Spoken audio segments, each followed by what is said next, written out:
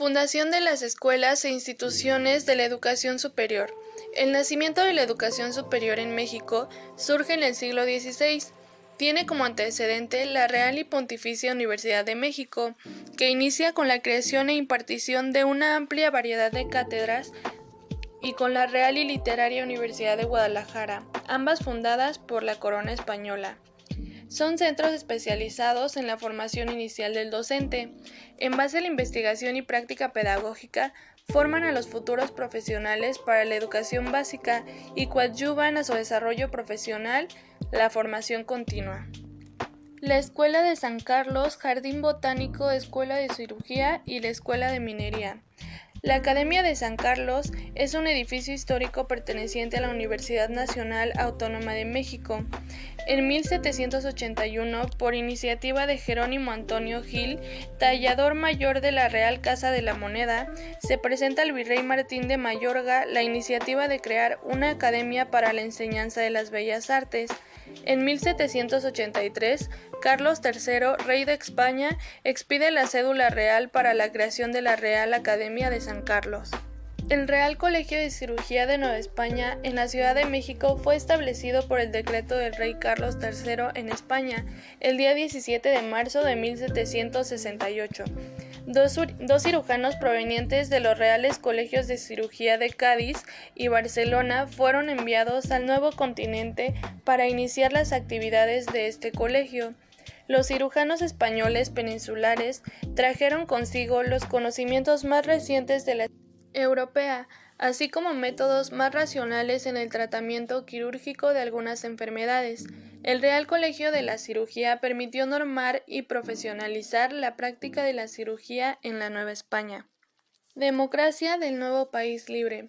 En México, entre principios y mediados del siglo XIX, la democracia se asociaba a la Revolución Francesa.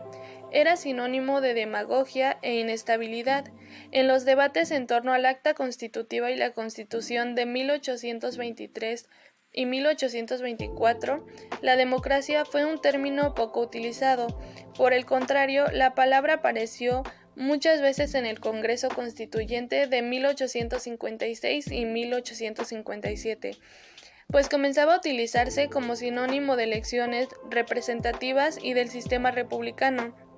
El artículo da cuenta de la evolución del uso del término en los textos de Mariano Otero en la década de 1840, el Congreso Constituyente fallido de 1842 y otras publicaciones del decenio de 1850. Analiza los distintos usos que se le dieron a la palabra en el Congreso Constituyente de 1856 a 1857. A partir de ese momento, la democracia quedaría asociada al discurso oficial del Estado mexicano junto con el liberalismo y el federalismo. Las sendas eclesiásticas eran cartas con asuntos importantes sobre la Iglesia o determinados puntos que la doctrina católica debería tratar. ¿Por qué se dejaron de apoyar las ideas de la creación de sindicatos? Por la inclinación de la lucha de clases, la Iglesia quería seguir teniendo dominio sobre todos los aspectos.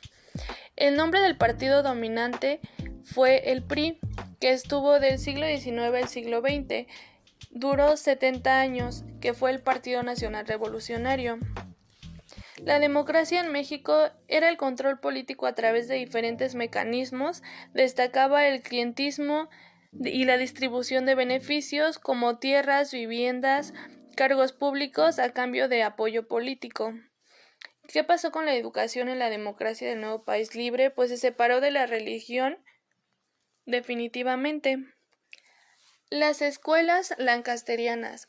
La Compañía Lancasteriana en México de 1822 a 1890 consistía en que los alumnos más avanzados enseñaban a grupos de 10 niños y de este modo un maestro podía instruir indirectamente a grupos de 300 escolares de los alumnos en el proceso educativo y eliminaba en parte el papel autoritario del maestro. La escuela lancasteriana aparece como el medio ideal para la instauración de la primera escuela de la modernidad, en el siglo donde México y Latinoamérica logran crear las primeras instituciones educativas.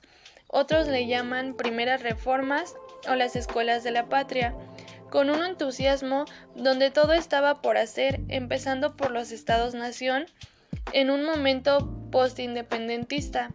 Lancaster no solo impulsa la cultura a través de su método, sino que crea las condiciones para pensar la nación y el nacionalismo en cada región de América.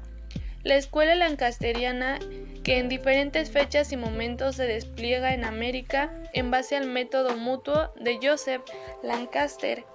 En esta idea debemos de reconocer que fue Simón Bolívar quien contacta a Lancaster al visitar su escuela en Londres en 1810, prometiendo enviar 2 jóvenes de Caracas para conocer y aprender el sistema bajo la asesoría directa de Lancaster. Cuando el dilema político de las nuevas naciones se caracterizaba por la instauración de gobiernos fuertes o gobiernos representativos, poder central o poder federal, conservadores o liberales, ejecutivo fuerte o acotado por otros poderes. Cambios en la educación en el siglo XIX. Desde los inicios de México como nación independiente, la escuela era vista por liberales y conservadores como un canal fundamental para la transformación social. Por ello, pusieron en marcha nuevos proyectos para sustituir los textos escolares que se empleaban desde el periodo nuevo hispano por otros que promovieran el estudio del civismo, la historia y la geografía nacional. El liberalismo español marcó un precedente en abril de 1820, mediante un edicto real que prescribía la instrucción cívica a partir de la enseñanza de la Constitución Liberal de 1812, restablecida en marzo de aquel año. Así los profesores utilizaron la Carta Magna como libro de texto para enseñar a leer y escribir.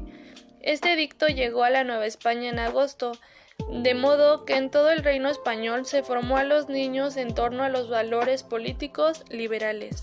Consumada la independencia en 1821, el gobierno imperial de Agustín de Iturbide también procuró la formación de los nuevos ciudadanos mexicanos, mantuvo las escuelas existentes y mandó hacer un catecismo político. Con el establecimiento del régimen republicano en 1824, en el artículo 5 de la Constitución Política se delegó a los estados el fomento de la educación. En 1823, como ministro de la Junta de Gobierno, Lucas Alamán hizo públicas sus ideas educativas en la memoria del Ministerio de las Relaciones Interiores y Exteriores de 1823, que expuso de nuevo en 1830 durante la presidencia de Anastasio Bustamante, añadiendo que no se podían implementar por el sistema federal y que era necesario conservar los rasgos, instituciones, relaciones y características de la sociedad colonial que habían permitido su funcionamiento armónico.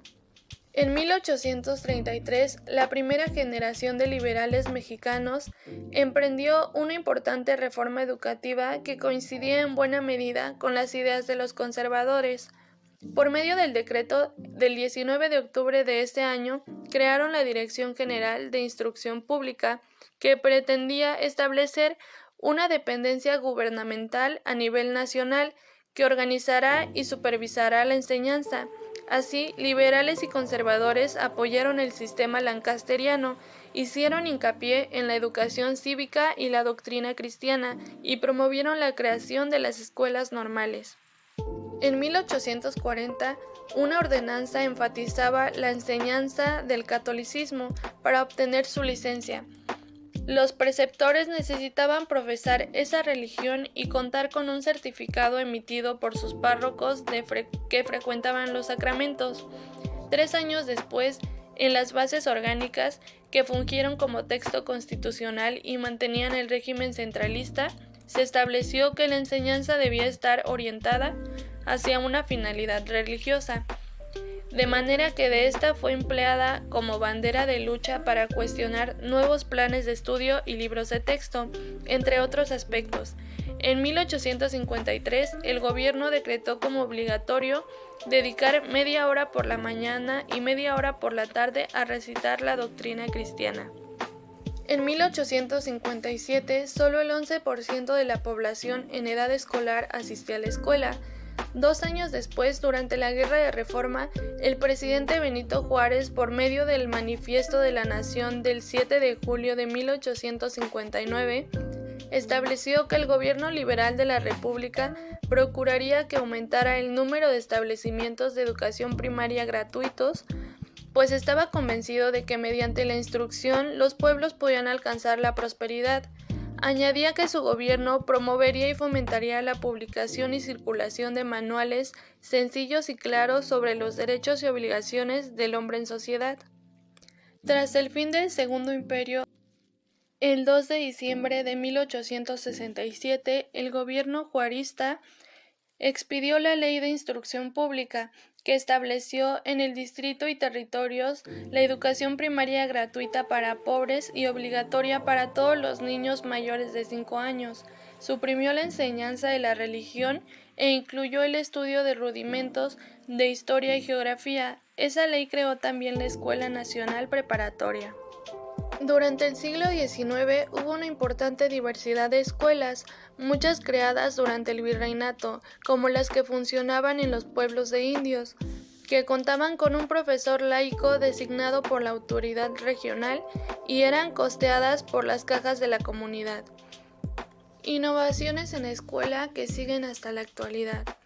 La educación del siglo XIX era un sistema educativo moderno, organizado y dirigido por el Estado, en el que comenzaron los verdaderos orígenes de la política educativa. La Revolución Mexicana. El artículo 3 ofrece que la educación es de forma gratuita, obligatoria y laica. Carranza emitió leyes para reestructurar a la educación. En el Distrito Federal fue un fracaso, pero en otros lugares les fue muy bien. Hasta la Revolución, México no tenía la capacidad para ser modernizada hasta la llegada del Porfiriato. Refundación de la Universidad Nacional. Reincorporó la preparatoria, José Vasconcelos creó la SEP, se entrenaron maestros para atender a los alumnos que estaban carentes de educación y se hizo una campaña alfabetizadora. Creación de la Secretaría de Educación Pública. José Vasconcelos fue el creador de la SEP. En octubre de 1920 lanzó su proyecto. Un año después, el concepto fue aprobado. Se empieza un proyecto más grande de alfabetización. Creación de la Casa del Pueblo. Nombre que asumieron las escuelas rurales de los años 20 y que fueron creadas precisamente durante la gestión de José Vasconcelos. La creación de las escuelas rurales. Se crearon desde 1922 y se sostienen hasta la fecha. Su objetivo principal fue formar maestros para que desempeñaran sus funciones pedagógicas en el medio rural. La educación socialista. El propósito era que desde la escuela elemental los niños aprendieran una forma de organización escolar con base en la participación de todos los involucrados, alumnos y maestros, y con ello el ejercicio de un sistema democrático de convivencia social, resultado de exigencias sociales. Instituto Politécnico Nacional. En 1936, el general Lázaro Cárdenas del Río, presidente de la República, da vida al Instituto Politécnico Nacional con la finalidad de atender en forma más específica las necesidades técnico-industriales que el país requiere. Su tarea primordial será la de generar ingenieros y técnicas en áreas especializadas. Proyecto educativo de la Universidad Nacional. La docencia en sus niveles superiores y la extensión de la cultura. Buscar la emancipación de las clases obreras y otras explotadas, formando y creando conciencia crítica y liberadora a partir del estudio y el conocimiento de la realidad nacional. El milagro mexicano. Aquí hablamos sobre el crecimiento económico y social en el país que buscaba tener una inflación. El plan de 11 años busca mejorar y equilibrar el proceso educativo de la creación de las 4 escuelas normales. Reformas educativas. José Vasconcelos y la creación de la SEP. Cárdenas y la escuela socialista. Torres Bodet y el plan de 11 años. Echeverría y la reforma educativa y apertura democrática. Carlos Salinas de Gortari y la modernización educativa.